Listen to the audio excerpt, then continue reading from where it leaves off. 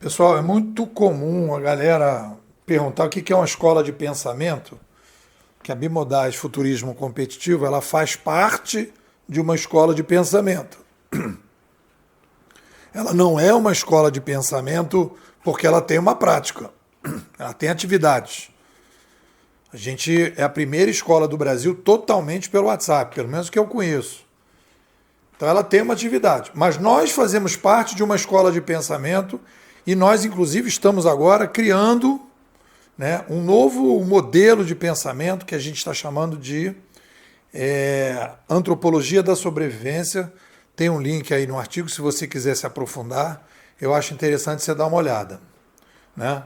Mas o tema aqui, o que eu queria discutir é, as pessoas perguntam muito, o que é uma escola de pensamento? A gente aderiu a uma escola de pensamento, porque a gente tem um problema. Todas as escolas de pensamento do mundo, as escolas austríacas de pensamento, Chicago, a escola austríaca de economia, Chicago de economia, né?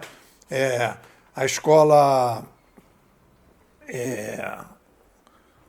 educação, você tem Piaget, você tem Montessori, você tem na psicologia Freud, Lacan. Então você tem aí uma série de pensamentos, escolas de pensamento, e elas partem, de maneira geral, de um problema matriz. É como se fosse a nascente de um rio que dá início a uma escola de pensamento.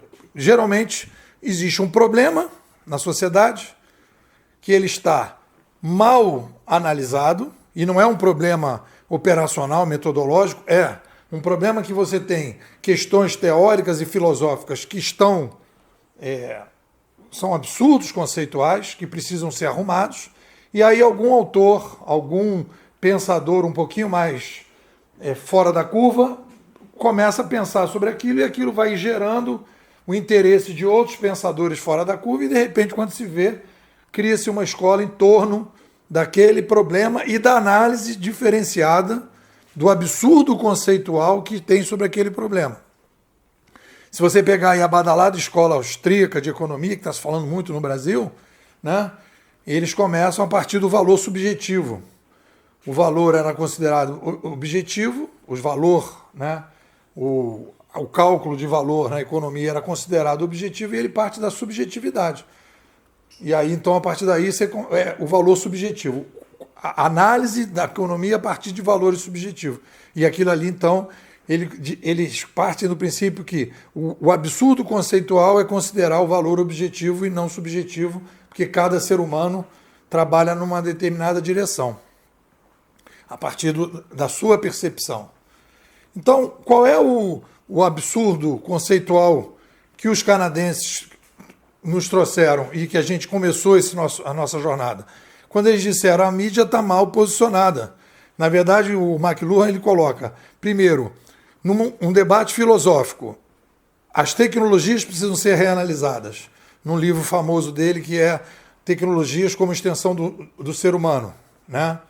Então, mudou a tecnologia, mudou o ser humano. O ser humano, a tecnologia é uma prótese. Se o macaco tem um rabo e o leão tem uma garra enorme, né, um dente enorme, nós temos tecnologias. Então, se o leão mudar a garra e o macaco mudar o rabo, vai mudar a espécie. E para a gente muda a tecnologia. Nós somos codependentes das tecnologias. Depois tem um outro absurdo filosófico. A gente não entende que a mídia é um fenômeno social recorrente. A gente muda o tempo todo. É isso que os canadenses vão trazer. E aí nós fomos incorporando, e por isso que nós fomos nos aproximando da antropologia da sobrevivência, porque nós incorporamos aí a questão da demografia e a questão do comando e controle. Quando chega a nova mídia, ela vem porque a gente aumentou a população, e quando a gente aumenta a população, a gente precisa de uma revolução de mídia para mudar o modelo de comando e controle, para resolver o problema da complexidade demográfica. Então a gente embolou aí no andar da teoria, né? E a gente fez uma relação entre demografia, mídia e comando e controle, modelo administrativo. E a partir daí a gente então consegue enxergar o digital de uma maneira completamente diferente. O que o mercado está fazendo hoje? O mercado analisa o digital a partir do operacional e da metodologia. Ele não faz a revisão teórica filosófica. Não tem uma escola de pensamento. Quando você lê os autores, você vai ler o Harari, você vai ver o Walter Longo, e é os que a gente está lendo agora, né? E aí antes a gente leu todos esses, Plataforma, também o Salib Magaldi, também a gente foi ler o Gestão do Amanhã, e foi ler também o Transformação Digital. Vamos pegando todo esse pessoal. A galera não faz essa revisão, não há uma escola de pensamento, não há um sistema de pensamento, um edifício de pensamento. É o seguinte, se a gente está vivendo uma mudança que a gente está levando um susto em relação a isso, é porque os nossos paradigmas estão furados. Precisamos de uma escola de pensamento. Ah, é essa? Só tem essa, Nipô? Não tem outra opção? Não. Nós construímos uma. Que a gente vai pegar na história, toda vez que a gente tem crises profundas como essa, aparecem escolas de pensamento. E a partir daí se organiza de novo, né, se reorganiza a maneira de pensar sobre o problema. Então é um pouco por aí. O que vocês dizem? Quer sair aí de Matrix? Tomar aí uma pílulazinha vermelha?